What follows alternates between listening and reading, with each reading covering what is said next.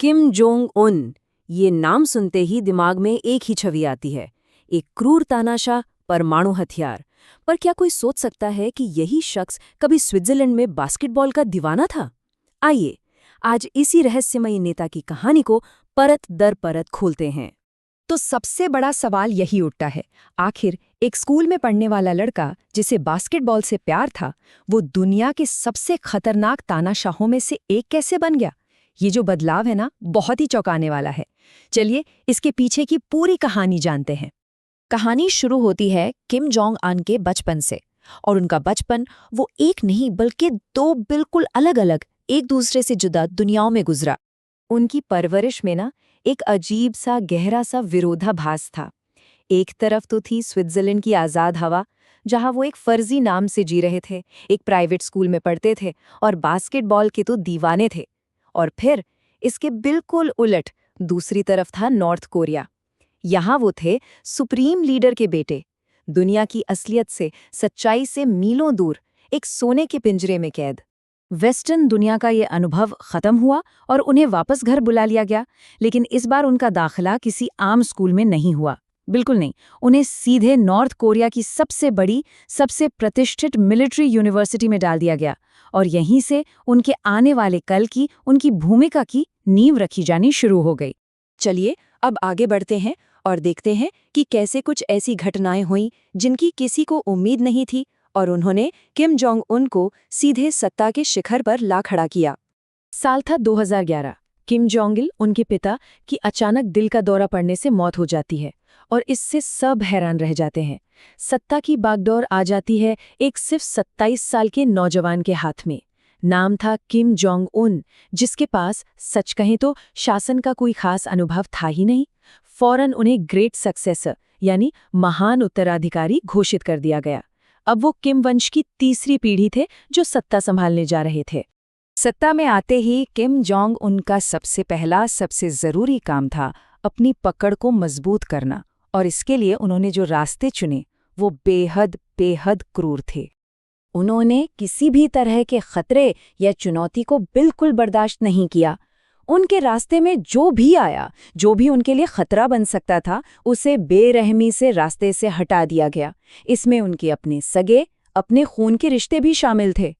और ये देखिए, ये नॉर्थ कोरिया की मीडिया का सीधा कोट है।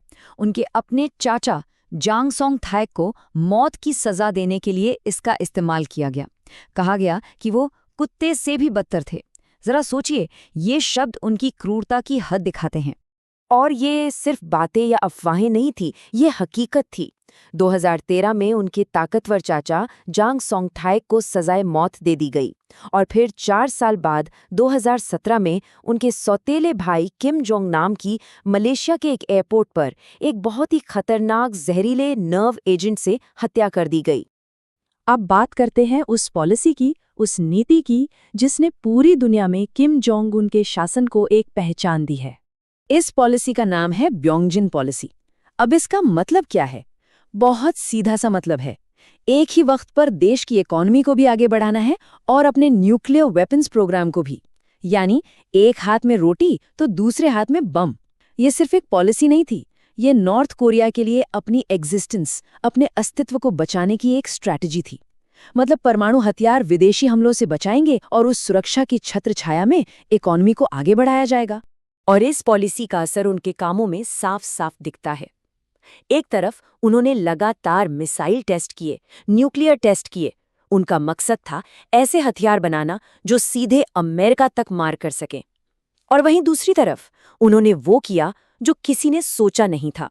उन्होंने एक अमेरिकी प्रेसिडेंट के साथ हाई लेवल मीटिंग्स की और इससे पूरी दुनिया सच में चौंक गई थी। सत्ता के इन दांवपेचों से हटकर अगर उनकी निजी जिंदगी में झांकें तो वो भी कम अजीब नहीं है। वो एक ऐसी जिंदगी जीते हैं जो डर और वहम से भरी हुई है। जरा सोचिए एक ऐसी जिंदगी के बारे में जहां एक स्पेशल एलीट बॉडीगार्ड यूनिट 24 घंटे आपको घेरे रहती है, जहां आप जो भी खाते हैं हर एक निवाले को पहले जहर के लिए टेस्ट किया जाता है।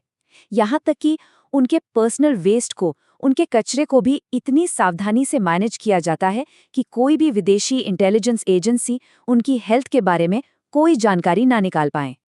और अब आखिर में एक नजर डालते हैं किम राजवंश के भविष्य पर। आखिर उनके बाद कौन? हाल ही में एक बहुत ही दिलचस्प चीज देखने को मिली है। किम जोंग उन ने अपनी परंपराओं से बिल्कुल हटकर कुछ किया है। वो अपनी बेटी किम जू ए को मिलिट्री इवेंट्स में, पब्लिक में अपने साथ ला रहे हैं, और नॉर्थ कोरिया जैसे बंद देश में ये एक बहुत बहुत बड़ा संकेत माना जा रहा है। तो अब सवाल यही उठता है, क्या ये सिर्फ एक पिता का अपनी बेटी के लिए प्यार है, या फिर दुनिया किम परिवार की चौथी पीढ़ी को सत्ता संभालने के लिए तैयार होते हुए देख रही है? नॉर्थ कोरिया का भविष्य क्या होगा? इसका जवाब शायद इसी सवाल में छिपा है, और इसका सही जवाब वो तो सिर्फ आने वाला वक्त ही देगा।